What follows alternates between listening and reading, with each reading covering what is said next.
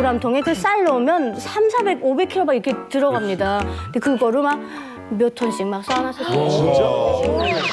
그걸 3m까지 이렇게 담장을 올려갖고 집을 쫙 둘러막어요. 국경 경비대원들한테 이제 돈을 20원인가 50원을 이렇게 주면서 우리 조카가 그 회령역에만 내려주면 집에 알아서 찾아 들어간다 그렇게 네. 하면서 이제 부탁을 하는 겁니다. 그러니까 이 사람들이 알겠대요. 그래서 돈 주라고 이렇게 해서 돈을 받았는데 날이 어두워지고 보는데도 안 나타나는 거예요. 아이고야. 9월 달에 제가 이제 청진역에 와가지고 12월 달 공진날 지나서 이제 집에 오늘도 이만감 찾아준 새로운 탈북미녀가 있습니다. 이분은요, 부잣집 딸에서 한순간에 꽃제비로 전락해서 청진역을 떠돌아다니던 함경북도 회령에서 온 정윤아 씨입니다. 나와주세요.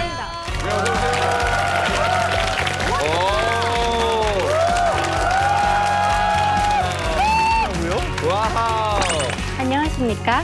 저는 함경북도 회령시에서 온 정윤아입니다. 저는 북한에서 담장 꽤 높았던 부잣집 딸이었는데요. 11살 때 사고 아닌 사고로 꽃제비가 되어서 청진역을 떠돌아다녔습니다. 그때 이제 저를 구해주신 생명의 은인이 있는데요. 그분을 찾고 싶어서 오늘 이 자리에 이렇게 나오게 됐습니다. 아저씨, 저 기억하십니까? 기억하시면 연락 주시라요. 반갑습니다. 안녕하세요. 정윤아 씨, 회령에서 오셨어요. 외모가 얼굴이 되게 이국적이에요. 네. 굉장히 인기 많았을 것 같아요. 그죠? 네, 이제 눈이 제가 좀 갈색이었습니다, 많이. 그리고 이제 사람들이 자꾸 보면 이제 너 왜 이렇게 애기가 이쁘니? 이렇게 하면서 이제 뭐 너 아이 놓고 가? 막 이렇게 물어보고는 했었습니다. 그럼 이제 우리 아빠가 좀 겸손하게 아이 뭐 과찬이십니다 이렇게 되는데 우리 딸이 이제 잘 키워가지고 조선예술영화 촬영소 보내갖고 인민 배우 시키가 쉬워 뭐 이렇게 자랑을 많이 해줬습니다. 북한에서도 예쁘면 뭐 배우 시키겠어요. 그렇죠. 이런 농담을 하나 봐요. 네. 뭐 제2의 홍영이로 키우겠다고 막. 네, 큰일 나지 뭐 홍영 인민 배우. 네, 달력에 이렇게 홍영이 사진에 딱 있으면 우리 딸이 더 이뻐요 이렇게 하시고. 네. 그러니까 약간 서구적인 이미지 사람들이 어릴 때 보면 인형같이 예쁘고 막 그러니까 아버지가 진짜 많이 예뻐하셨네요. 근데 이렇게 보니까 배우 했으면 진짜 잘했을 것 같아요. 이렇게 똑 부러지는 말솜씨나 이런 것 때문에. 송희 씨도 양강도 기름집 부잣집 아니었어요, 딸? 뭐 아무튼 뭐 그렇게 부자는 아니라도 뭐 상층에서 또 이렇게 귀엽게 또 잘 키워줬기 때문에 또 오늘의 이 자리 있지 않을까 저는 이렇게 생각을 합니다. 네. 거기 잘난 척 대회죠, 오늘. 거기 얼마나 잘 살던 부잣집 딸이었는지 또 궁금하거든요. 그래요? 네, 세탁기, 뭐 냉장고, 뭐 TV도 이제 뭐 흑색 TV냐 천연색 TV냐 이거에 따라 이제 레벨이 갈리는데 저희는 이제 천연색 TV도 계속 바꿉니다. 돈이 진짜 있으니까 많았구나. 그냥 새 모델이 나오면 그것도 바꿉니다. 그러니까 바꾸고 냉장고도 있는데 이게 이제 전기가 끊기면 이게 돌아가지 못하지 않습니까? 그럼 이제 중국에서 이 자동차 그 배터리를 가지고 나와서 충전했다 그거로 돌립니다. 근데 그게 없었습니다 그때 당시에. 그래서 이제 그렇기도 하고 뭐 이제 엄마가 또 정미소라 그래가지고 그거를 하시다 보니까 집에 뭐 도람통이라고 다들 하시잖아요. 도람통에 그 쌀 넣으면 300, 400kg 막 이렇게 들어갑니다. 근데 그거를 막 몇 톤씩 막 쌓아놨었어요. 집은 얼마나 컸어요? 집이 이게 뭐 평수를 보려면은 뭐 어떻게 될지 저도 잘 모르겠습니다. 근데 이제 커가지고 도둑이 이제 언제 한번 들었었어요 제 집에. 그래서 아빠가 이게 이렇게 있다가 이제 이거 죽었구나 싶어가지고 40cm 두께 원목을 빼가지고 그걸 3m까지 이렇게 담장을 올려갖고 집을 쫙 둘러막어요. 잘 사는 집일수록 담장이 높거든요. 이거 전생에 다 똑같네요.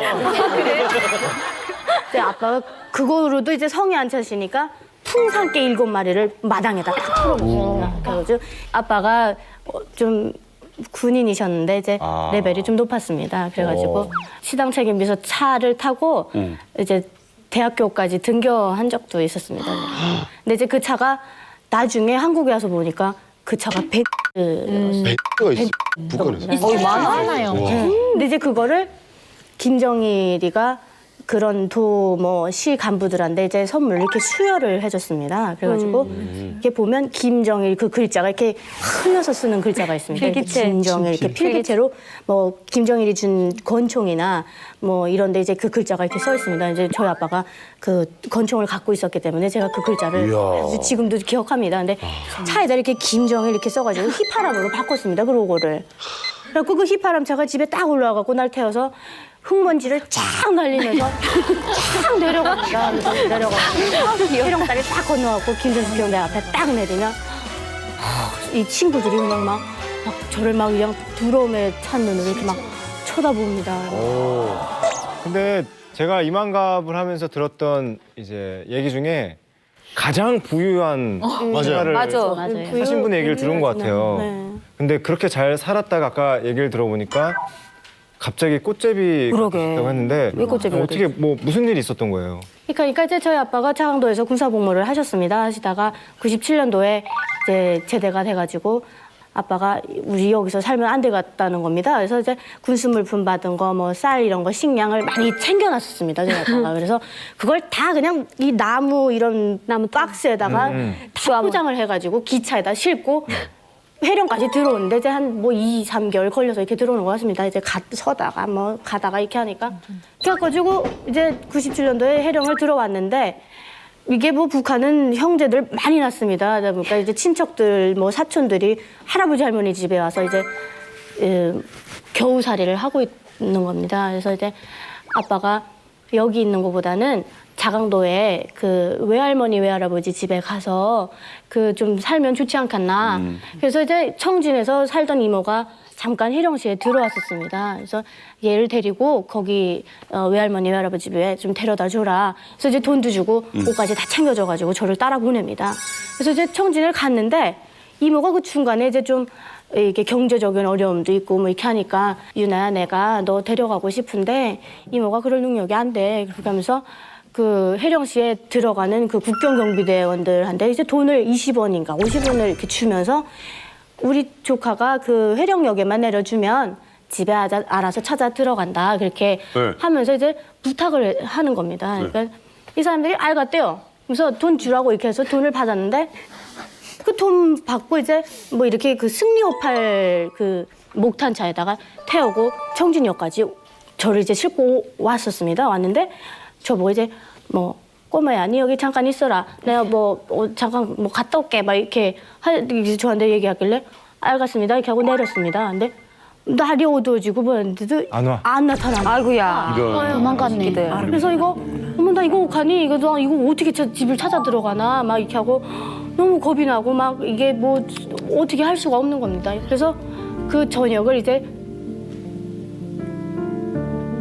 그 청진역에서 혼자서 자려고 하니까 너무 두렵고 겁이 나가지고 잘 수가 없는 겁니다. 제가 갈 곳이라고는 이제 앉아서 기다리는 뭐 이런 그 긴 의자가 있었습니다. 그래서 거기 이렇게 하고 누워 있는데 꽃제비 애가 이렇게 탁 다가오더니 이래요. 이렇게 꼭 끌어안고서는 자야지. 아니면 다음날 일어나면 옷 같은 거 다 벗겨간대요.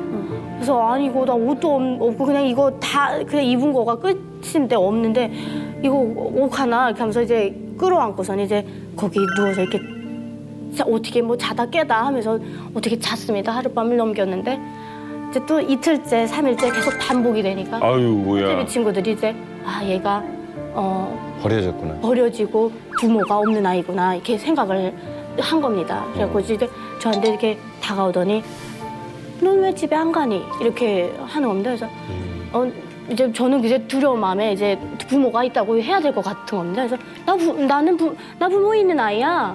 나 집 해령에 있어. 나 여기 이모 집에 놀러 왔다가 지금 잠깐 길 잃어서 그래. 이렇게 했더니 이게 얘네가 이제 보고 압니다. 버려진 아이구나 이렇게 생각을 하니까 뭐 밥은 먹었나 뭐 이렇게 물어보길래 밥도 못 먹고 굶고 있다.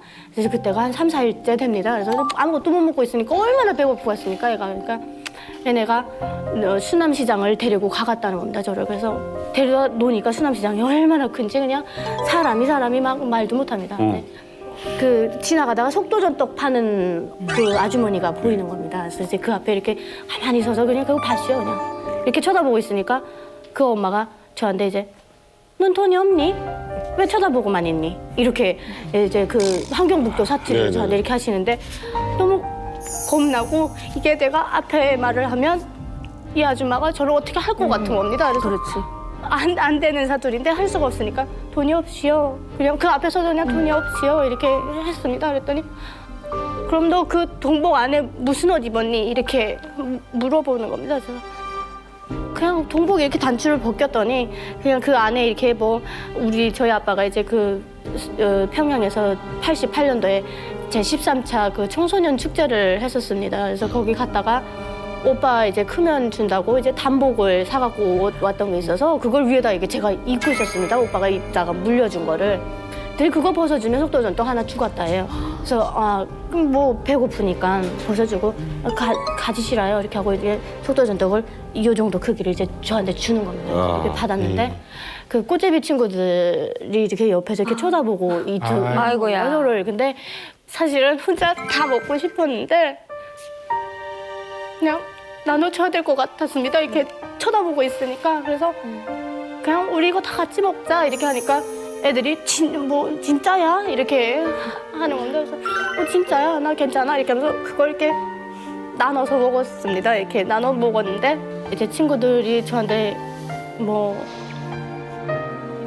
혜령에 너 혼자 못 간다 막 이러면서 가다가 깔려 죽는다는 겁니다. 기차가 사람이 너무 이렇게 많다 보니까 못 간대요. 그래서 그래도 난 찾아가야 돼. 나 거기 부모가 있고 나 부모 없는 아이 아니야. 이렇게 하면서 그랬더니 얘네가 이제 저보고 낯선 사람이어서 가자 그러면 절대 가지 말라. 그러면서 위험하니까 그냥 될수록이면 자기들하고 같이 이렇게 있으라고 그렇게 해주는 겁니다. 그렇게 하다 보니까 뭐 어느 순간에 제 몰골이 그냥 꽃제비로 그냥 변화했습니다. 아니 그게 뭐 며칠 동안 있던 게 아니라 시간이 길어졌어요? 이게 9월 달에 제가 이제 청진역에 와가지고 12월 달 공진날 지나서 이제 집에 찾아 들어왔어요. 아니 부모님 있는데 아빠가 찾으러 오시진 않았어요.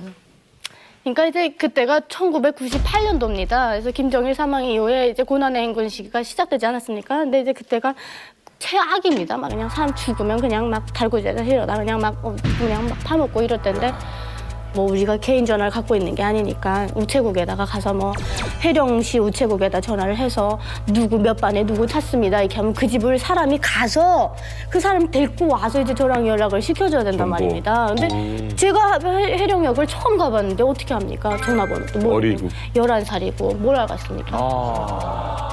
근데 막 이렇게 막 잘못 정확히 이제 없었잖아요.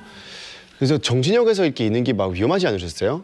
한 번에 이렇게 20대 여자가 이렇게 저한테 다 와가지고 너 내가 보니까 이렇게 어린애가 여자가 이렇게 혼자 여기 이렇게 있으면 안 돼. 이렇게 하면서 내가 데리고 가서 동복도 사주고 뭐 동화도 사줄 테니까 같이 맛있는 거 먹여줄 테니까 가재요.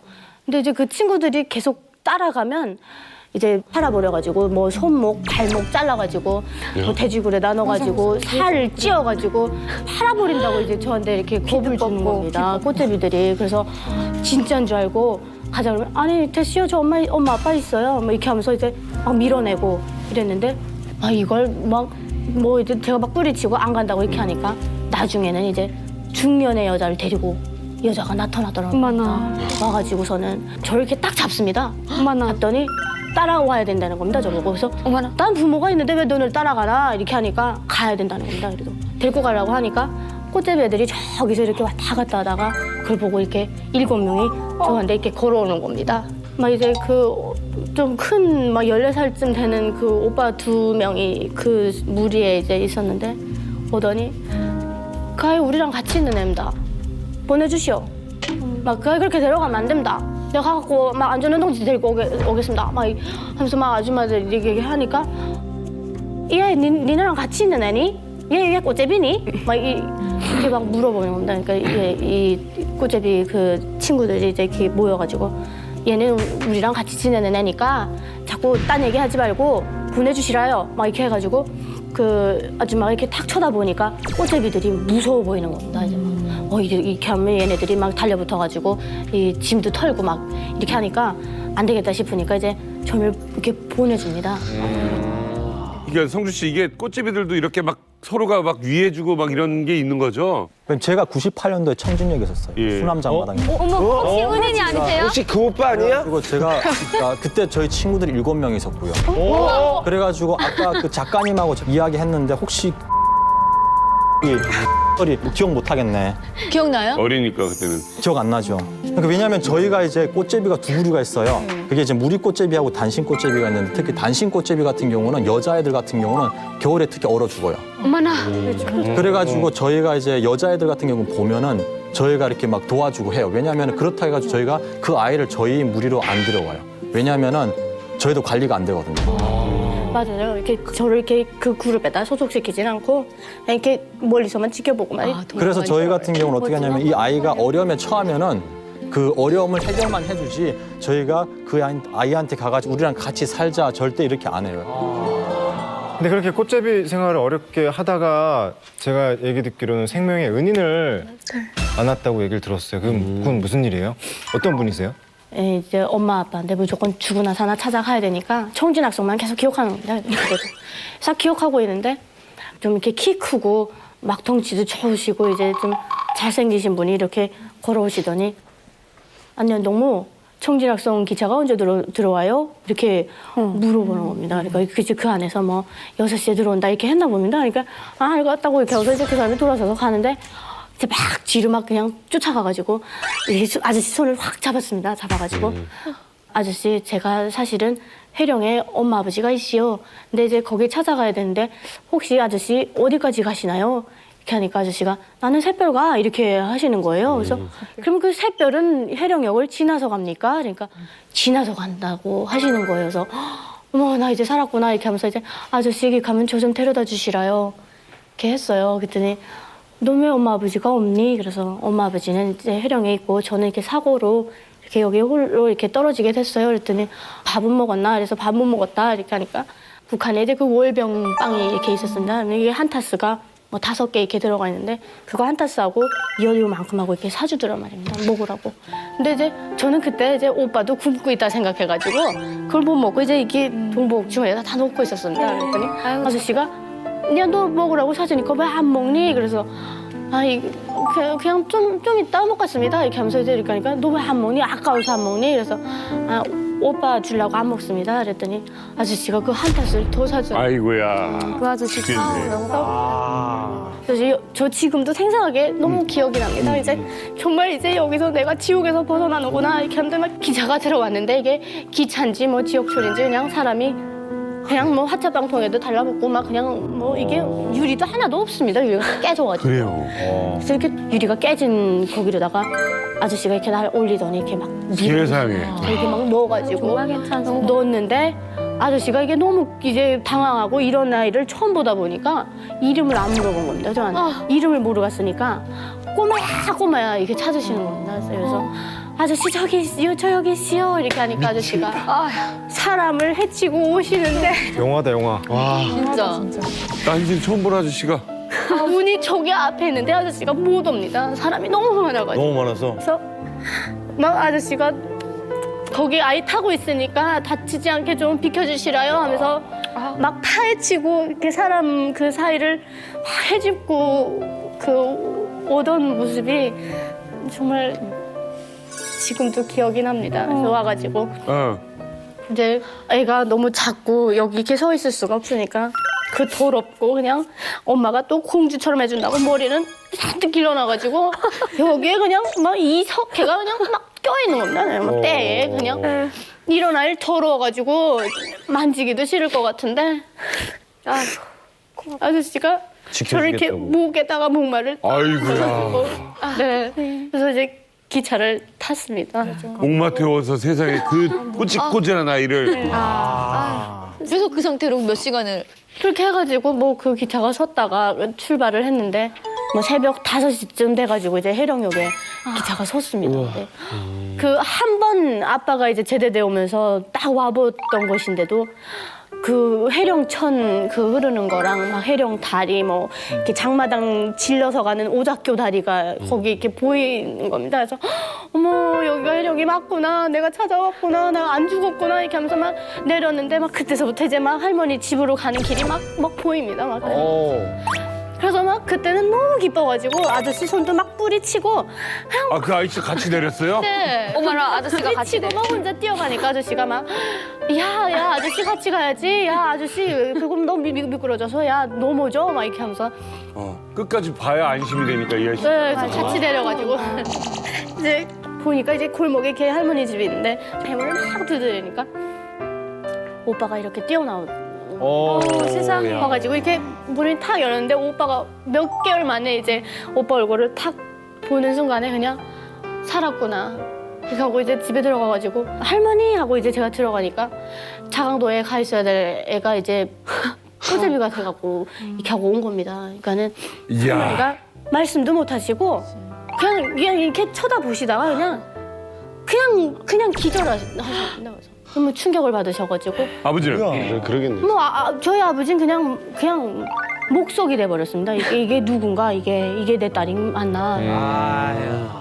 저도 이제 내 아이의 아빠인데 아이를 잃어버렸다는 자체만으로도 저는 막 경기를 일으킬 것 같은데 저 같으면 이제 평생을 은혜를 갚아야 된다고 생각을 하는데 그분하고 연락이 아예 끊겼어요. 이제 제가 살아남고 다음에 아빠가 청진을 가셨다가 이제 그 국토감독 때 그 도성을 찾아갔더라고요. 나가가지고서는 집에 가 보니까 아빠가 너무 집이 참 어렵게 살더랍니다. 아이가 둘이 있고 뭐 아내도 있고 이렇게 사는데 너무 이렇게 뭐 여유롭게 사는 집은 아니더랍니다. 그래서 참 근데 아버지가 이제 보고 오셔가지고 아이고. 나중에 더 잘 살아지고 이러면 은혜 갚을 때가 오겠지 이렇게 하면서 이제 갔다가 아버지가 거기서 뭐 쌀을 이렇게 사주고 왔다고 그렇게 들었습니다. 네. 그 윤아 씨, 그 아저씨한테 꼭 하고 싶은 말 있으면 오늘 여기서 좀 남겨놓도록 할게요. 자, 네. 저쪽 보시고요. 여기 손 흔드는 데 보면 아저씨하고 부르시면서 하세요.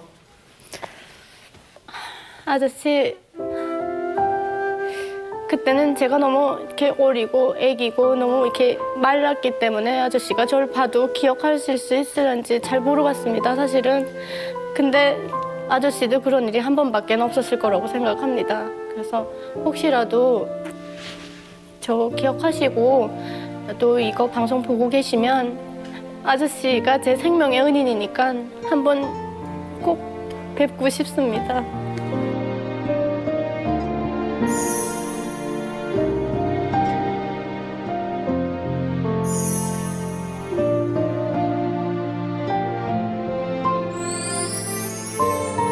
자, 오늘 그 키다리 아저씨라고 그럽니까? 네. 이런 분들 네. 도움 주신 그분이 이 대한민국에 있으면 좋겠고 아니면 중국 땅 어딘가에서 이 방송을 봤으면 좋겠습니다.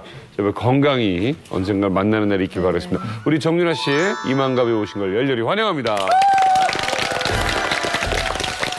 네, 매주 새롭고 놀라운 북한 이야기가 가득한 이만갑 오늘의 주제 공개하겠습니다. 2017 세계를 뒤흔든 북한 핫 이슈. 최근 북한과 관련된 뭐 충격적인 이슈들이 좀 많잖아요. 네. 우리 이만갑 모범생 데니안 씨는 네. 요즘에 북한 하면 어떤 사건이 생각이 나시나요? 원비어 사건. 그렇죠. 원비어 사건이 뭐 전 세계가 지금 뭐 들썩할 정도인데 아니 지금 뭐 원비어 사건뿐만 아니고 저번에는 뭐 한 달 동안 북한 군과 주민들이 휴전선 탈북이 무려 5명이나 있었어요. 맞아. 예, 뭐 그 정도 이슈면은 김정은도 집에서 검색해보지 않을까. 우리나라 사이트 들어와서 김정은 제가 자기 봤을 이름도 때는요. 검색해보고. 저도 사실 제 이름 하루에 2-3번씩 그렇죠. 검색하거든요. 자, 오늘 이만갑에서는요 대한민국 이 각층의 전문가들을 모시고 북한의 핫 이슈 네. 뒷이야기를 파헤쳐 보려고 합니다. 예, 먼저 만나볼 북한 핫 이슈 첫 번째는요. 6일 연속 실시간 검색어에 올랐던 일입니다. 무엇인지 화면 보여주세요.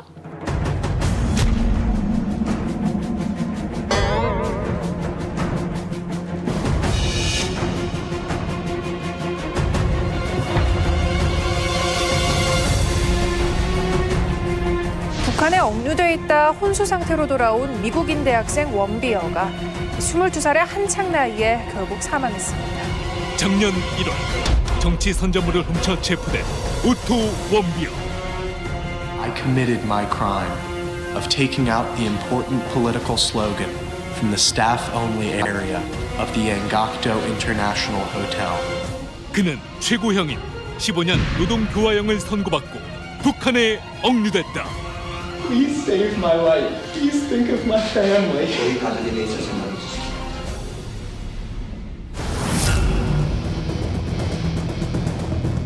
코에 호스를 꽂고 들것에 실린 채 혼수 상태로 석방된 오토 원비어.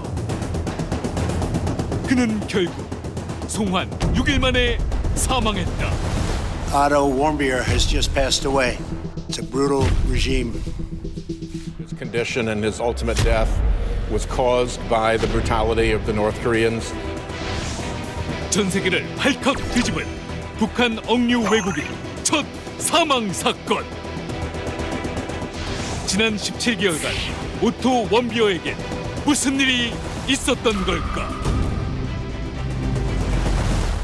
북한에 억류됐던 많은 사람들이 있었죠. 뭐 기자도 있었고, 뭐 여러분들이 있었지만 그 외국인 관광객이 있고 사망한 사건은 처음 있었던 일입니다.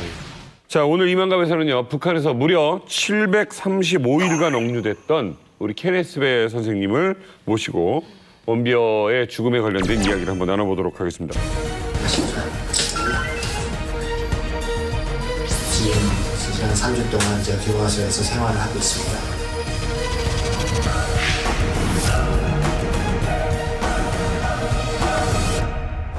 선생님, 그 원비어 사건을 접하셨을 때 저는 맨 먼저 생각난 게 사실은 케네스 배 선생님이셨어요. 예, 왜냐면 이건 겪어보셨고 지난번에 증언해 주셨기 때문에 소감이 남다르셨을 것 같습니다.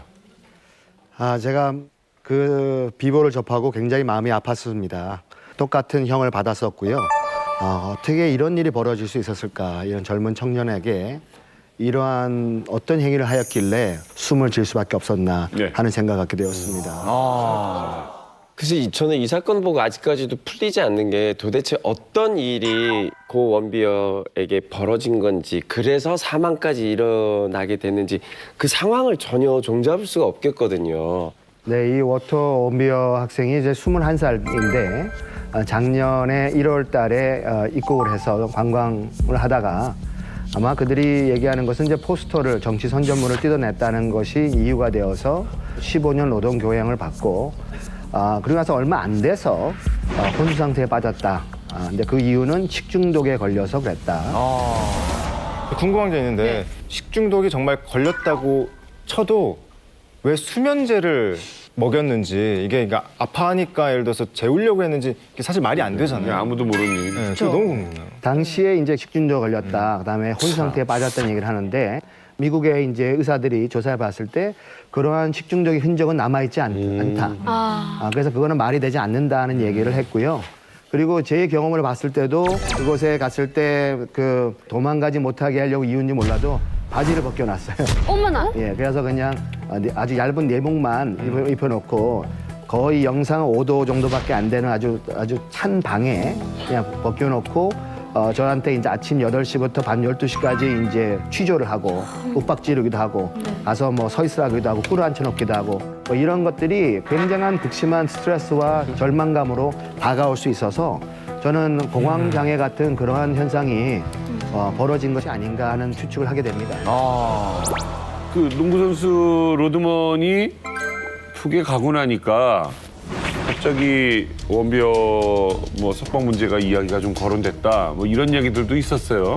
연관성이 있다고 보십니까? 저는 연관성이 없다고 생각합니다. 이거는 우연의 일치고요.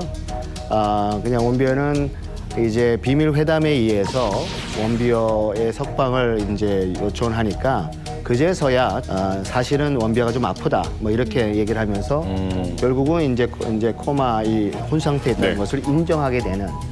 아마 그 외무성 관리들도 얼마나 아팠는지 몰랐을 수도 있습니다. 뭐 이런 과정 속에서 이런 일이 벌어진 것이죠. 케네스 배 선생님은 오히려 북한에 억류돼 있을 때 로드먼 때문에 아주 뭐 난감했던 적이 있었다고 하시던데요. 네. 제가 그 2014년도 1월 달로 기억이 되는데요. 그 당시 로드맨이 농구 선수들을 데려와 가지고 이제 그 시범 경기를 했습니다. 그렇게 하면서 이제 그 1월 8일 이제 김정은 생일 때 노래까지 했죠. 해피 버스데이를 해주고.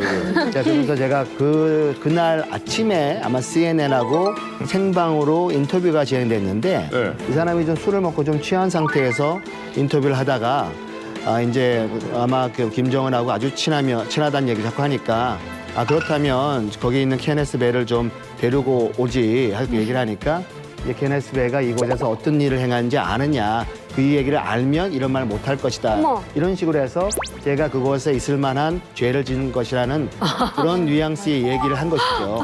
그러다 보니까 이제 기자회견 뭐를 할 수밖에 없는 상황이 된 것이죠.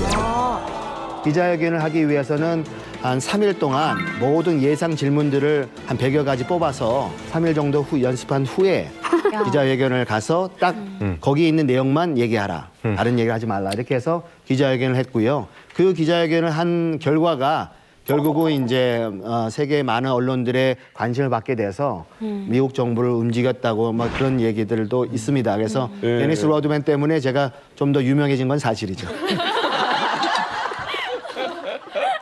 네, 아무튼 이 22살의 아주 평범한 미국인 대학생이었는데 그 나이 특유의 그 활발하고 유쾌한 그 사진들이 또 얼마 전에 공개가 돼서 더 안타까움을 자아냈었습니다. 원비어가 북한을 여행하며 찍은 사진들 함께 보시겠습니다. 세상에 어떡해.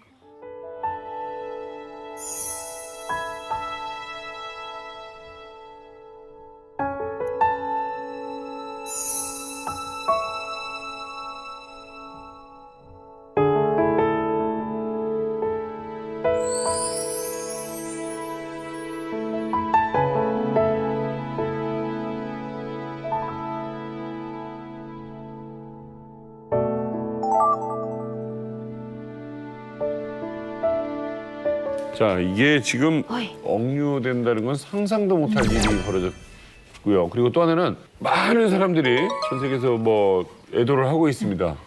네, 그래서 지금부터 본격적으로 원비어가 왜 혼수 상태가 됐으며 북한이 왜 이렇게 상황을 악화시켰는지 그 진실을 파헤쳐 보도록 하겠습니다.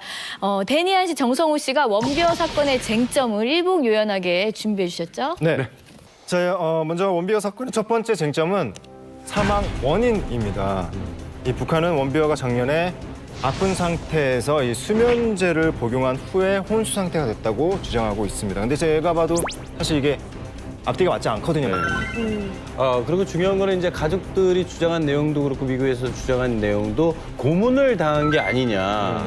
뇌에 손상이 있었다라면은 그게 단지 수면제에 의해서 가능했을까라는 얘기를 많이 하고 있거든요. 사실 그래서 저도 궁금한 게 그 안에서 고문을 당한 게 아닌가라는 걸 케네스 베 선생님한테 여쭤보고 싶어요. 제가 이 문제를 놓고 제가 고민하는 중에 그 한국의 그 뇌신경 전문의하고 상의를 해봤습니다. 이런 상황은 그 어떻게 일어날 수 있나요? 했더니 두 가지가 있는데 하나는 구타에 의해서 뇌 조직이 손상되는 경우하고 또 하나는 호흡이 멎었을 경우 심장 마비가 왔을 때 이것이 이제 시간이 지나가게 되면 이러한 현상이 올 수 있다는 두 가지 얘기를 하는 것을 제가 들었습니다. 그래서 저는 아마 이 뭐 구타 행위가 있을 수는 있었지만은 당시 상황이 그 재판을 가고 또 기자회견을 했을 때까지만 하더라도 건강한 모습을 보였는데 그 후에 일어난 일이기 때문에 굳이 구타나 이런 가혹 행위가 있었어야 됐을까 하는 의문점이 있고요.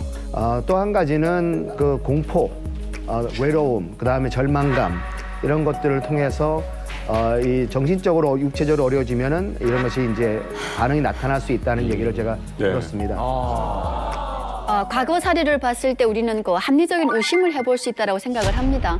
2009년도에 북한에 억류됐던 미국 여기자 로라 링이라는 분이 계신데요. 이분은 가로가 그 1.5m고 세로가 1.8m인 감방에 그 갇히셨다라는 증언을 해주셨고요. 또 북한에 그 억류됐던 2010년도에 억류됐던 선교사 한 분, 로버트 박이라는 분이 계시는데요. 이분은 북한에서 성고문까지 당해서 정말 결혼도 자기는 하기 이제는 그런 싫다라는 이런 극심한 스트레스를 받고 있다라고 하셨습니다. 또 그 일반 헌지커라는 분은 북한에 잡혀갔다가 풀려나오신 지 한 달 만에 자살을 했기 때문에 이번에 우리가 원비어 사건을 봤을 때 정말 이것은 의심 가는 이런 여러 가지 증거가 많다라고 할 수 있죠. 그리고 만약에 진짜 병에 걸렸으면은 이제 뭔가 시도 같은 거라도 했나 대한 좀 의문 많잖아요. 제가 그때 궁금한 게 선생님께서 혹시나 이제 그 아팠을 때 치료 같은 거 해주셨었나요?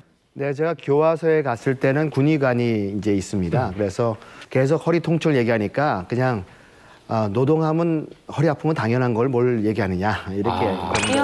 예, 그래서 뭐 그래서 이제 제가 병원으로 옮겨진 다음에는 이제 허리가 아프다 하니까 이제 간호사가 그 등 위에 올라가가지고 허리를 밟는. 예.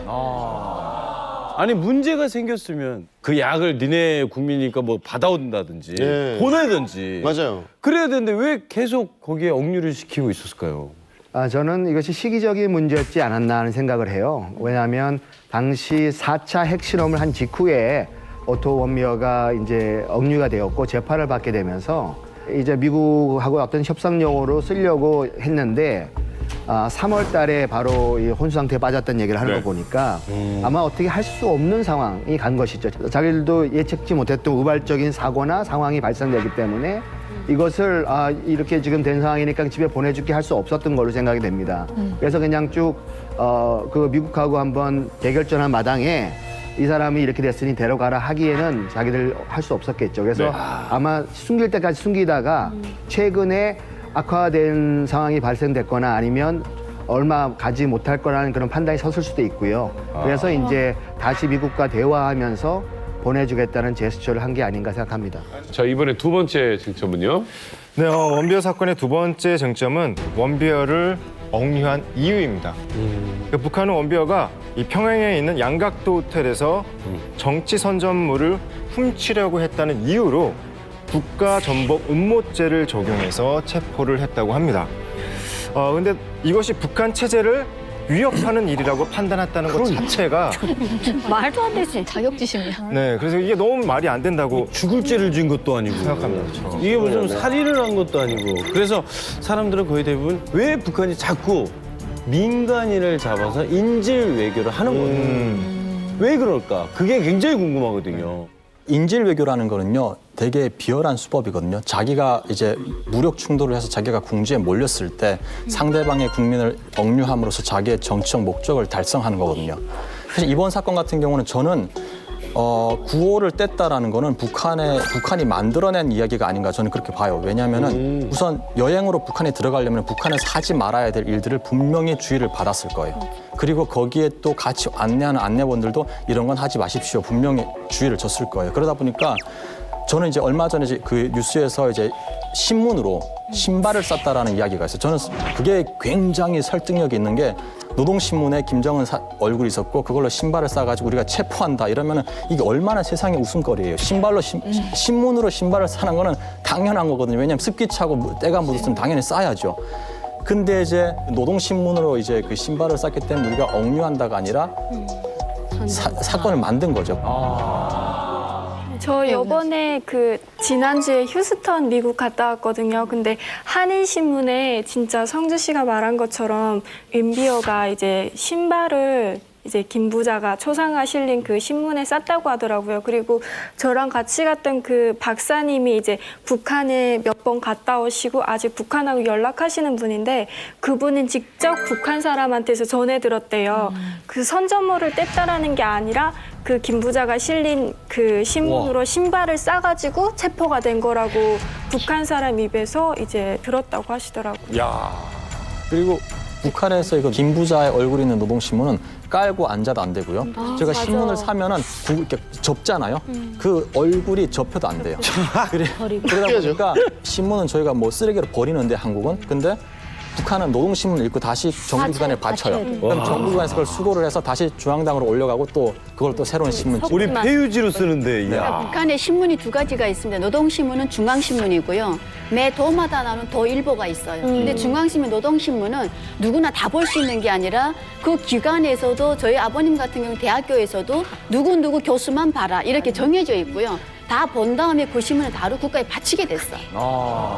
아니 그 신문이 뭔 죄야 그게. 아 신발 쌌다고. 그러면은 거기서 인터뷰한 내용 자체도 그러면은 인질 외교를 하기 위해서 그렇게 인터뷰를 하고 외국에 보낸 거예요? 사실은 저희가 사례가 있는 게 2009년도에 이제 그 미국의 여기자 2명이 북한에 억류가 됐어요. 그럴 때 누가 갔냐면요. 빌 클린턴 전 미국 대통령이 가서 석방이 된 거거든요. 북한의 입장에서 봤을 때는 상당한 이거는 외교적 승리예요. 김정일이가 안방에 앉아가지고 전 미국 대통령을 불러들인 거예요. 그리고 분명히 빌 클린턴 대통령께서 김정일한테 사과의 말을 아마 했을 거예요. 분명히. 그러면은 이건 대단한 승리죠. 이번에 김정남이를 암살했을 때 북한이 바로 평양에 있는 말레이시아 외교관 무역 참사들을 9명을 인질로 잡아버렸습니다. 네. 그러니까 말레이시아가 꼼짝 못하고 그 김정남 암살 사건을 덮어버렸습니다. 그렇기 때문에 북한의 지금 협상, 인질 외교는 절정에 와 있다 보니까 죽였을 가능성, 그다음엔 그 우연히 한 폭행에 의한 사망이지 무슨 식중독이니 뭐이니 저건 말이 안 됩니다. 예. 이 원비어 사건을 봤을 때는 시기가 굉장히 중요합니다. 이것이 4차 핵실험을 한 직후에 일어난 일이다라고 봤을 때 전형적인 인질 외교라고 볼 수 있고요. 무엇인가를 얻어내기 위한 수단으로 붙잡고 있었던 것이 맞습니다. 저 같은 경우는 대륙간 탄도미사일 발사를 하고 바로 얼마 안 있어서 3차 핵실험을 했을 때 제가 그곳에 있었고요. 아마 그때 저를 풀려줄 수 있었는데 당시 그러한 상황으로 가니까 저를 인질로 그곳에 남겨놓게 하기로 그렇게 결정이 된 걸로 제가 나중에 들었습니다. 한 가지만 좀 추가로 여쭤볼게요. 변호사는 있었어요? 변호사를 선임할 수 있다는 얘기를 들었지만 재판 때까지 만날 수 없다 그래서 제가 뭐 그렇다면 제가 그냥 변호인을 선임하지 않겠습니다 하고 제가 얘기를 했었죠. 그래서 아마 원비어에게는 재판할 때 변호인이 아마 서 있었을 겁니다. 근데 형식적인 그런 상태로 변호인이 선임되는 것이지 뭐 저를 특별하게 변호해서 이 사람이 이런 것을 하지 않았다 뭐 이렇게 할 수 있는 건 아닌 것 같습니다.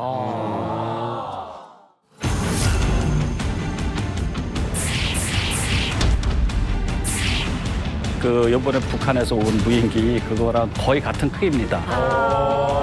보통 이제 북한 그 무인기에 탑재됐던 거는 3,600만 화소까지. 그거를 또 선택한 이유가 있습니다. 뭔데요? 와. 제니아 씨, 다음 세 번째 쟁점은 뭔가요? 네, 원비어 사건의 세 번째 쟁점은 바로 대응 방법입니다. 그러니까 원비어가 죽고 나서 북한 외무성은 침묵을 좀 지키다가 이런 성명을 발표했죠. 이번 사건의 최대 피해자는 우리다. 원비어를 성심성의껏 치료했지만 그가 죽은 것은 수수께끼다. 어머머머, 말도 안 된다. 그래가지고 지금 북한과 미국 간에는 단독으로 어쨌든 북한에 대해서 제재를 가하겠다. 그런 얘기가 따로 제재를 가하겠다라고 얘기를 하는데 이런 움직임이 과연 북한에서 봤을 때 조금이라도 이건지 큰일 났어 이건지 그게 궁금합니다. 맞아요. 네, 미국에서는 이 한 명이라도 자국 국민들이 다른 나라에 붙잡혔을 때는 그 사람을 위해서 최선을 다한다는 것이 국무부에서 얘기하는 이야기고요. 제가 그제 붙잡혀 있을 때 집사람이 걱정을 하니까 그 사람을 빼오기 위해서는 우리가 모든 최선 노력을 다합니다. 네, 이런 얘기를 하는 거 보면서 자국민 보호가 우선순위이기 때문에 그것을 역으로 이용해서 북한에서는 우리가 인질로 사람을 잡게 되면 전직 대통령이 올 수도 있는 상황이 될 수도 있는 것이 미국이다 보니 이런 카드를 자꾸 활용하는 걸로 저는 봅니다. 이거는 아무튼 간에 관광에는 굉장히 찬물을 끼얹는 사건이에요. 그렇죠. 북한으로서는 지금 상당히 그 금고가 지금 텅텅 비어가서 고민이 많은데 미국인들이 북한 관광을 못하도록 미국 정부가 단호하게 조치한다. 그러면 단지 아메리칸만 못 들어가는 게 아니라 많은 미국에 사는 교민들이 있습니다. 그분들은 미국 시민권자니까 그분도 미국 국민입니다. 이분들이 지금 북한에 뭔가 도와주고 있는 그 재정적 지원이 막대한데 이것까지 끊기게 되면은 북한으로서는 뭔가 심대한 경제적 타격을 입을 수 있다. 이게 사건이 일어나서 사실은 남북 관계 그리고 또 북미 관계 이런 것들이 굉장히 좀 복잡하게 됐거든요. 더 나빠질 수도 있고 앞으로 한국과 북한 그리고 미국의 관계가 어떻게 될 건지 저희 또 궁금하거든요. 지금 대한민국 국적을 가지신 분들이 알려진 것만 6분이 계시고요. 미국 국적자가 3명, 캐나다 국적자 1명 그래서 10명의 지금 억류자가 그곳에 있습니다. 그렇기 때문에 지금 원비어 사건을 통해서 미국뿐만 아니라 전 세계 사람들이 분노하고 또 정말 북한을 이대로 내버려도 되겠느냐 이러한 강경한 여론이 있는 것은 사실인 것 같아요. 그래서 저는 미국이 아마 압박을 더 할 것이고 강경한 위주로 나가겠지만 아마도 이 억류자 석방에 대해서는 계속 요구를 할 것입니다. 이럴 때 화답을 한다면 최대 위기에서 벗어날 수 있는 카드로 사용하지 않을까 저렇게 생각합니다. 자, 무려 북한에서 735일 동안 억류됐다 풀려나신 우리 캐리스 베스님 고맙습니다. 무인기가 찍었다는 사진을 갖고 자세한 이야기를 한번 나눠보겠습니다. 우리 정성호 씨가 준비했습니다. 사실 그 사드 뭐 배치한 장소나 그런 데는요 검색을 해도 잘 안 나오잖아요. 어디에 그렇죠. 뭐가 있는지 안 나오는데 무인기가 와서 500장을 넘게 그걸 찍었다는데 도대체 저는 뭘 찍었는지 그게 궁금하거든요. 브리핑에서 뭐 떨어지지 않아 뭐 돌아갔으면 어쩌려 하지만 사실은 지금 4번 발견됐다면 최소한 40 내지 400번의 북한의 무인기가 왔다 갔다는 얘기거든요. 그래서 성공한 게 더 많지 실패한 건 적죠. 그러다 고장 난 거예요? 그렇죠. 어쩌다 한 번 고장 난 거고. 그래서 지금 저 사드 기지도 다 찍고 또 북한이 항공 촬영을 다 가지고 있으면 그것을 방사포나 포병 타격의 지도 좌표 안에 다 집어넣기 때문에 언제든 타격권 안에 들어가고. 자, 그리고 이건 북한 무인기가 강원도 인제에 추락할 때 찍은 사진입니다. 그러니까 성주에 갔다가 이제 강원도로 돌아가는 길에 추락할 때 찍은 사진인데. 하고 찍은 거야. 마지막 이 녀석이 작품성은 좀 있네요.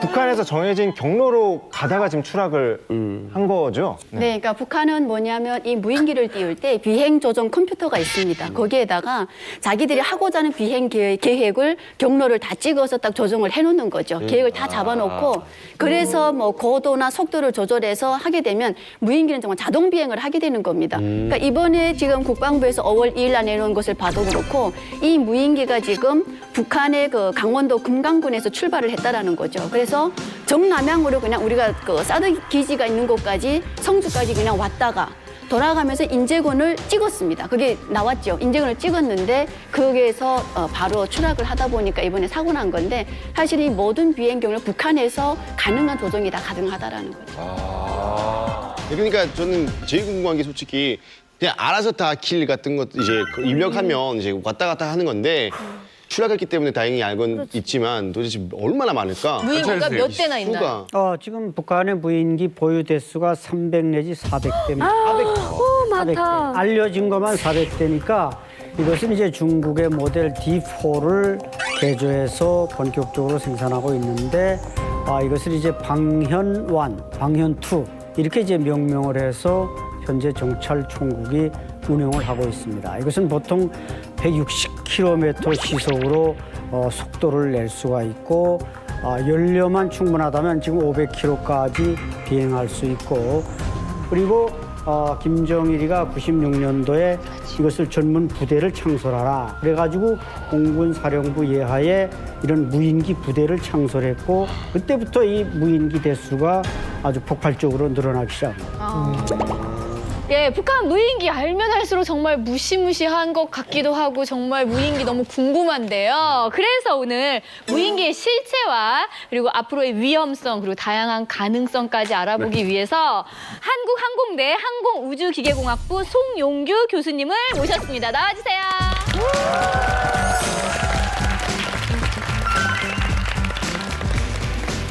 뭐야?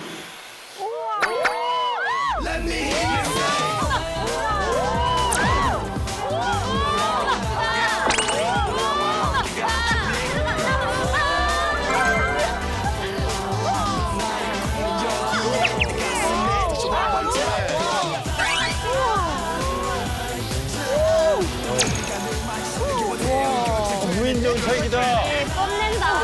맞다. 교수님 머리 딱 이렇게.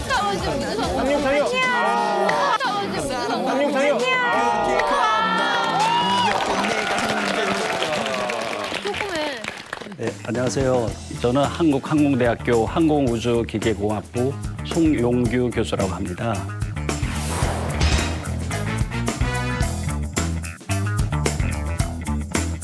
교수님. 멋지다. 스펀지 같네요? 요거는 아주 작은 그 드론이거든요. 그래서 이건 실내에서도 날릴 수 있고 그렇게 해서 안전하게 가드가 다 있어서 사실 요걸 가져왔습니다. 선생님 너무 가벼워요. 장난감 같아. 예. 약간 제 스타일인데요. 제가 좀 가볍거든요. 저희가 사실 모시기가 좀 어려웠던 게 약간 1급 기밀 쪽을 좀 너무 많이 관여를 하고 계셔서 예, 출연하시기가 조금 약간 어려운 점도 있었고 또 하나는 그 북한 무인 정찰기 관련해서 그 조사도 함께 임하신 적이 있으시죠? 네, 예전에 2014년에 그 북한 무인기가 왔었을 때 저희가 그 조사하는 것을 사실 가까이에서 관심을 갖고 지켜봤습니다. 네. 아니 교수님이 이만감을 위해서 특별히 준비한 무인기가 또 있다고. 네? 이게 이번에 뭐 북한 무인기와 거의 비슷한 무인기를 또 준비해 주셨다고. 우리도 있는데? 그렇습니다. 저희가 보통 실험을 많이 하는 건데요. 한번 많이 궁금해 하셔갖고 네네. 저희 가져 나와 봤습니다. 너무 진짜 크다. 와. 뭐야? 어머. 뭐야? 살아도 되겠다. 아 진짜 비슷하네. 사람만 안 탔을 뿐이지 뭐 비행기. 되게 예쁘다. 오 대박. 이거 타고 날고 싶다, 소형비. 이게 진짜 그 이번에 북한에서 온 무인기 그거랑 거의 같은 크기입니다. 이건 약간 스타워즈에 나왔던 맞아요. R2D2 삐 어떤 건지 소개 좀 해주시겠습니까? 예, 요거는 요즘 아마 그 드론이라 그래갖고 그 촬영용 이런 걸 쓰이는 거는 많이 작은 것들은 많이 보셨을 겁니다. 그래서 촬영이나 취미 활동 이런 것들로 많이 쓰이고 프로펠러가 이제 여러 개 있어서 멀티콥터라고 부르고 정식 명칭은 회전익 무인기라고 합니다. 회전익 무인기. 그렇습니다. 근데 요만한 날개도 이렇게 무게가 있는데 떠요. 충분히 뜨고도 남죠. 그래서 상 탈 수 있을까요 그러면 위에다? 그런 것도 최근에 개발을 하고 있습니다.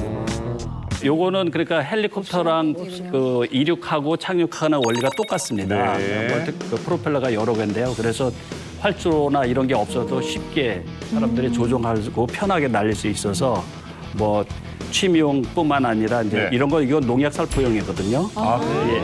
농약 살포용이 돼 있어서 간편하게 농약을 뿌릴 수 있고 다른 것들은 이제 실종자 수색이라든지 또는 감시, 환경 감시, 화재 그 상황을 전체적으로 보기 위해서 실제로 쓰이고 있습니다.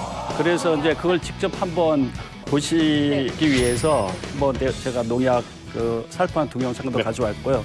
요건 사실 제가 최초로 개발한 겁니다.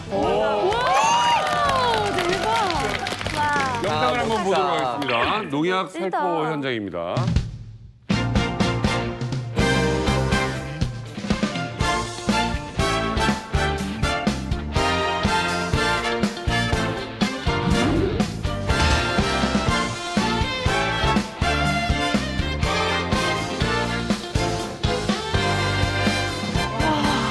야, 이게 그러니까 10분의 1헥타르를 뿌린다라고 하면 인건비 전략에 굉장히 큰 도움이 되겠어요. 인건비 절약뿐만 아니라 사람이 직접 하는 것보다 훨씬 빠르고요. 또한 농약을 직접 마시지 않아도 되죠.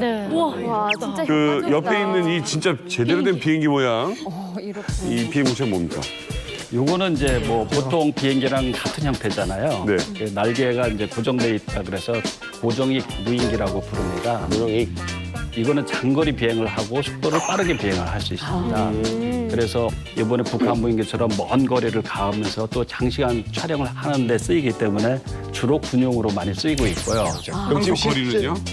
항속거리는? 항속거리는 북한 무인기 같이 이번에 7.5리터 정도가 그 탑재된 걸로 알고 있습니다. 그러면 이게 시속 100km가 조금 넘고 한 5시간 정도 할 수 있습니다. 죄송하지만 이게 지금 GPS 받는 건가요? 맞습니다. GPS 안테나입니다. 그러니까 이게 GPS를 설정하면 그냥 갔다 올 수도 있고 아니면 운전도 직접 조정도 가능한 겁니까? 요건 자동 비행, 수동 비행이 다 가능하거든요. 그래서 GPS도 있고 각종 센서들이 여기 다 있습니다. 그래서 미리 경로를 다 설정해 놓으면 원하는 대로 다 자동 비행을 하면서 사진을 찍는다든지 뭐 임무를 다 수행하고 돌아올 수가 있습니다. 카메라는 앞에만 있나요? 밑에도 있나요? 지금 요거는 앞에만 있는데요. 그거는 뭐 어디든지 설치를 할 수가 있어요. 이번에 북한 그 무인기에 탑재됐던 거는 소파7이라는 건데 3,600만 화소까지 되는 거고. 좋은 거잖아요, 그거. 대박이다. 그래서 그거를 또 선택한 이유가 있습니다. 뭔데요? 그게 왜 그러냐면 그래서 그거를 또 선택한 이유가 있습니다. 뭔데요? 그게 왜 그러냐면 사실 이제 이게 고도 2km 정도에서 비행을 했다고 나오는데요, 데이터가. 그러면 굉장히 장거리거든요. 그래서 정확히 찍으려면 망원 렌즈를 써야 되는데 이거는 앞에 아시겠지만 렌즈도 굉장히 크고 그래서 여기에 탑재하기는 부적합합니다. 그래서 이제 아주 화소수가 높은 거를 사용해서 찍고 나중에 그걸 확대해 보면은 잘 보입니다. 여기서 찍힌 사진이 되돌아가야 볼 수 있나요? 아니면 그냥 거기서 이제 원격으로 이렇게 찍은 게 예, 중요한 질문인데요.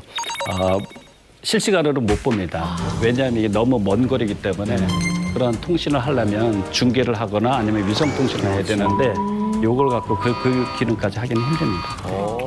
이거 뭐? 요거 낙하산입니다.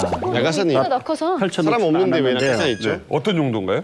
요거는 이제 그 무인기가 혹시 뭐 잘못돼 갖고 추락을 하게 되면 위험할 수가 있잖아요. 그래서 이거를 여기 달아갖고 추락 시에는 이걸 딱 전개를 해서 추락 속도를 좀 낮춰주는 그런 역할을 합니다. 아니 근데 이번에 날아온 북한 무인기는 객관적으로 봤을 때 성능이 어느 정도인지 또 그거 궁금하거든요.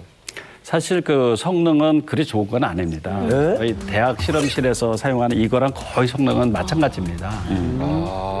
제 생각에는 아마 그 중국이나 러시아 같은 데서 들여와서 좀 개량하거나 이렇게 쓰는 정도고 특히 이제 보통 이제 모형 비행기 또는 RC 비행기라고 하죠. 그러니까 그런 부품들이 사실 여기도 많이 쓰여 있거든요.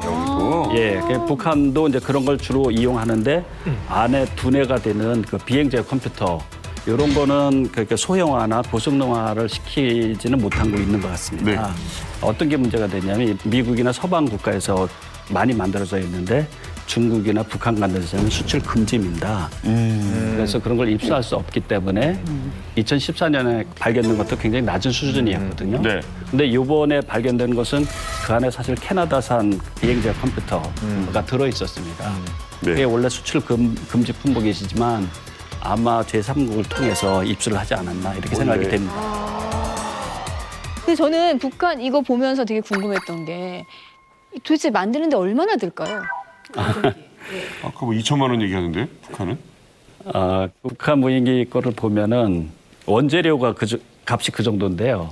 그 중에서 아마 제일 비싼 게 제 생각에는 비행제 컴퓨터일 겁니다. 캐나다산이 한 700만 원 정도, 그리고 카메라가 한 250만 원 정도 되는 걸 알고 있고요. 그다음에 엔진이 한 80여만 원, 그다음에 나머지 통신이나 뭐 기타 이런 걸 해서 재료비만 한 2천만 원 안쪽으로 들 겁니다. 근데 이제 이런 것들이 고성능화된 것이 아니기 때문에 신뢰성은 굉장히 떨어집니다. 혹시 여기서 그러면 뭐 미사일까지 아니어도 무슨 폭발물 같은 거 실어가지고 올 가능성 있나요? 이 정도라면은 뭐 그 탑재할 수 있는 게 거리에 따라 좀 다르거든요. 그래서 서울 정도 온다면 한 뭐 5, 6km 정도를 탑재할 수 있고요. 조금 더 멀리 가려면 한 뭐 2, 3km. 이게 3kg의 생화학 무기를 여기에 실었다. 생각해 보십시오. 지난 2월 13일 저 김정남이 죽일 때 VX 화학 무기 0.1g으로 김정남을 죽였는데 그게 3kg의 VX를 실었다. 이것은 우리 군인데 몇 개 사단을 전멸시킬 수 있는 무기를 탑재할 수 있다는데 그 위력이. 질문 있으신 분? 저요. 예.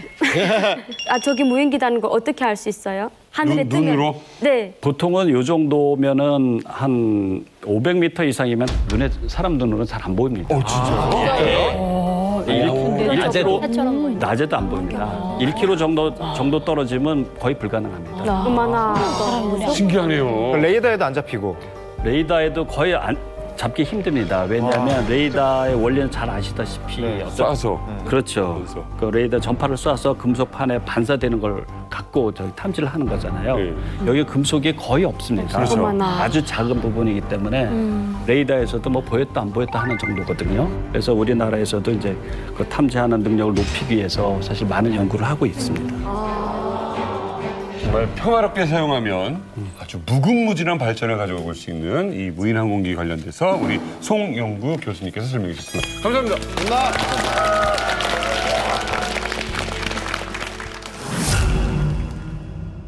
인민군 여러분, 안녕하세요. 만나서 정말 반갑습니다. 새벽 시간이 되면 이 방송 소리가 제일 잘 들려요. 그 방송을 듣고 넘어왔다고 증언한 군인이 있습니다. 인민군 여러분, 직접 그 최전방으로 들어가는 거예요. 항상 방탄조끼는 입고 갔습니다. 대박이다. 다음 김정은도 궁금해할 북한 핫 이슈 무엇일지 이번에는요 정말 집중력을 필요로 합니다. 뭐지? 소리를 조용히 하시고요. 네. 집중해서 들어주세요. 뭐지? 화면 보여주세요.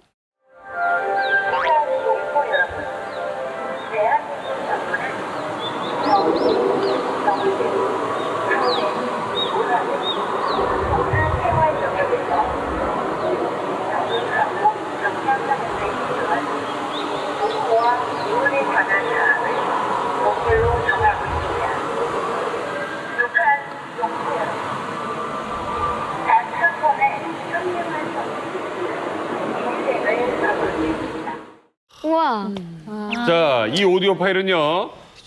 우리 제작진이 파주의 위쪽에 가서 직접 녹음해 온 이건 너무 예쁘다. 이거 우리가 흔히 대북 방송이라고 그러죠. 네. 그 대북 심리전 방송을 녹음해 온 겁니다. 북한 군인들의 기강을 흔들어 놓아서 요즘 이 방송 듣다가 뭐 가볼까나 마음이 불끈 일어나게 한다는 바로 그 심리전 방송이 되겠습니다. 네. 이게 왜 최근에 핫 이슈가 된 걸까요, 안찬일 선생님? 최근에 그 휴전선을 통해서 많은 북한 군인들, 민간인들이 넘어오고 있는데 이 사람들이 그 방송을 듣고 넘어왔다고 증언한 군인이 있습니다. 최근에요. 얼마 전에 그 연천에 있는 바로 제가 넘어온 그 지역입니다. 그래서 이제 후배가 왔군요. 후배가 하나 넘어왔는데 이 친구가 증언하기를 네. 대북 방송, 확성기 방송을 많이 듣고 거기에 이제 귀가 솔깃해서 진짜 대한민국 그런지 한번 가보자. 네. 그래서 왔다는. 그 아무튼 선배가 뚫어놓은 길을 이렇게 왔는데 놀라운 게요. 6월 달에만 무려 5명이 대박이다. 넘어오게 됩니다. 지성 씨는 정말로 그 부대에 계실 때 대북 방송을 들으셨잖아요. 네, 들었습니다. 어떤 게 기억이 나세요? 저는 좀 낮에는 소리가 잘 안 들려요. 희미하게 좀 잡음 때문에. 근데 한계조가 3명씩 해가지고 저녁 6시에 나가지고 아침 이거 교대 시간까지 있는데 새벽 시간이 되면 이 방송 소리가 제일 잘 들려요. 네. 조용하니까. 새벽에 또 마음이 또 막 흔들리잖아. 막 생각 많아지고. 우린 여자들이 그런 건데. 근데 저런 여자 목소리가 이렇게 쫙쫙 들려주면 또 이리 와, 이리 와, 넘어와, 넘어와. 이런 거 같지 않아요? 그런 건 아닌데, 그러니까 북한에 있을 때 한국말을 접하지 못했잖아요. 근데 그 대북 방송하는 그 아나운 그분이 하시는 거. 아나운서인데 그 방송원 목소리가 뭐 북한군 장병 여러분 하면서 그 새벽에 그 막 하는 게 지금 뭐 대북 심리전 방송에 대해서 네. 막 여러분들 열띤 이야기가 막 오가는데 저희가 깜짝 손님을 모셨습니다. 이분은요. 최전방에서 대북 심리전 방송을 진행하며 고운 목소리로 북한 군인들의 마음을 막 흔들었던 이미향 씨입니다.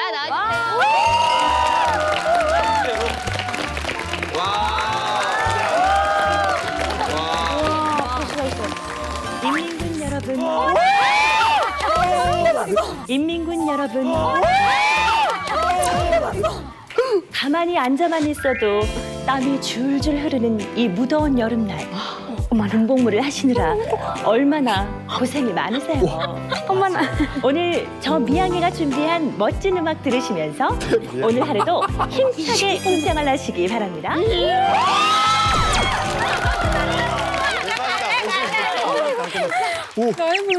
안녕하세요. 저는 1998년부터 2001년까지 대북 심리전 방송 아나운서를 했고요. 오늘 이만갑에서 여러분들이 잘 모르시는 대북 방송의 다양한 뒷이야기들을 야. 재미있게 들려드리겠습니다. 와. 환영합니다. 저기 신기하다. 들어가기 전에 미양 씨 너무 이쁘시고 목소리가 정말 멋있었어요. 야. 지정 씨 잠깐만 내려보세요. 생각마다 마음 싱숭생숭하게 만들었던 목소리잖아. 이런 영광을. 아니겠다 이거. 건강에 있을 때그 소리 들으면 죽는 줄 알았대. 되게 누나. 일로 와봐요. 미양 씨가 지금 뭐 그냥 화를 한대 지금. 진짜 놀래가지고. 너무 기분이 어땠어요? 그냥 그때 막 그 생각이 막 떠오르고 그때 목소리 막 너무나 똑같은 거. 미양 씨가 지성 씨 망설이지 말고 어서 오세요. 저희들 훅 한번 해주세요. 잠깐만. 어떡해. 멋진 지성 씨. 멋진 지성 씨. 망설이지 마시고 날래 너무 싫어해요.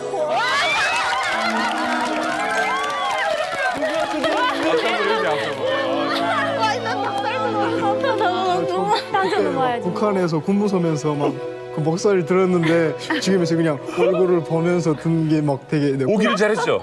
당연하죠. 야. 아니 지성 씨가 막 어찌할 바를 몰라 하는 거예요. 막 아니 막 나오셨다니까. 인민군 여러분. 그런 거 있잖아요. 열성 팬.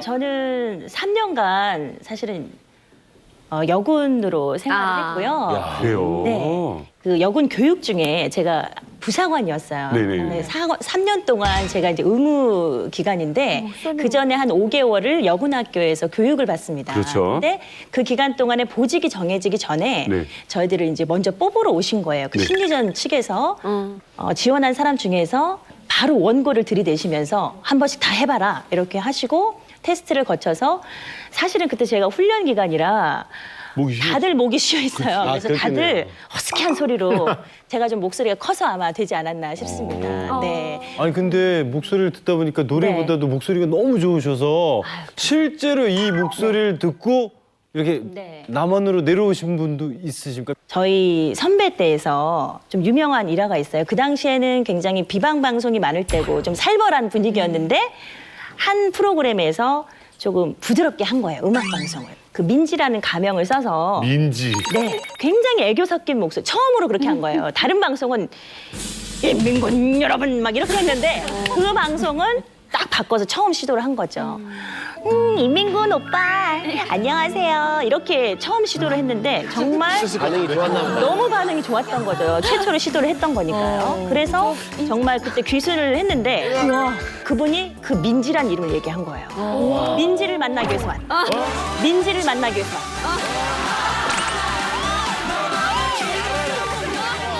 그랬었는데 실물을 보고는 조금 실망하셨지만 나이가 좀 있으신 분인데 어린 역할로 목소리만 그렇게 하셨던 거죠.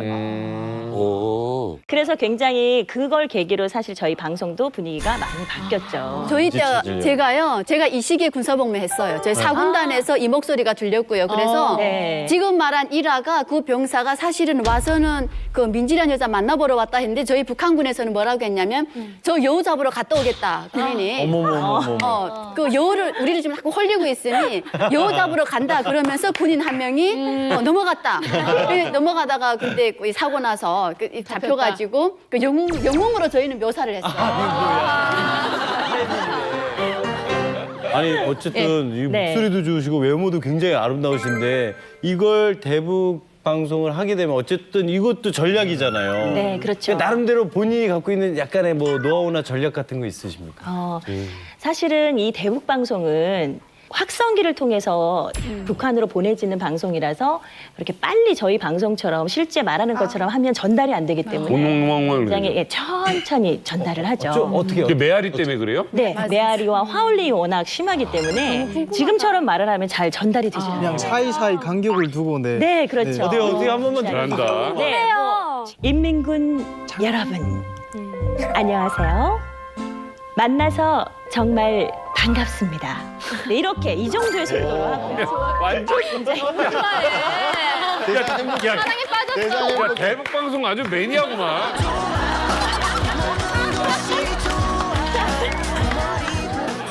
매니아한 게 아니고요. 그 새벽이 되면 그 저희 그러니까 다 자거든요. 막 피곤하니까 뭐 저녁부터 전다는 게 말이 군무지 그냥 한 명 갖다 재워놓고 자거든요. 딱 자는데 그 이 막 그 방송 목소리 딱 들리잖아요. 그럼 딱 정신 차려요.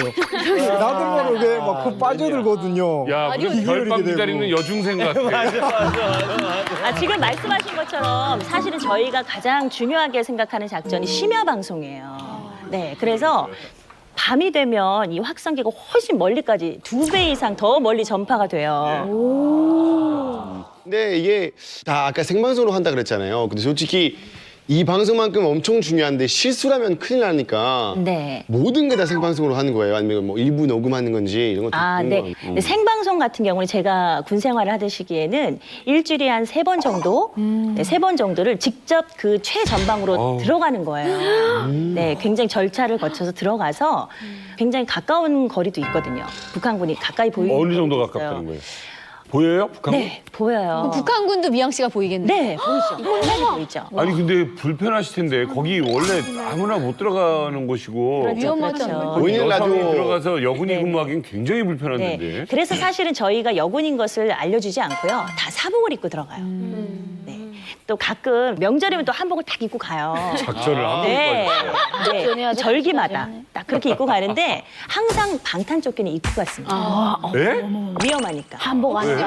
네네. 너무 가까이 있기 때문에. 방송하다가 네네. 큰일이 날 수도 있잖아요. 왜냐하면 또 본인들 뭐 신기를 건드렸거나 아니면 또 위에서 뭐 무슨 지시가 왔거나 굉장히 민감한 위협사격이라도. 지역이기 때문에 사실은 제가 있던 부대 말고 제 바로 옆에 있던 부대에서는 실제 방송을 하는 중에 그 옆에 총을 발사한 적도 있어요. 위협을 하기 위해서. 또 그만해라 이런 의미로.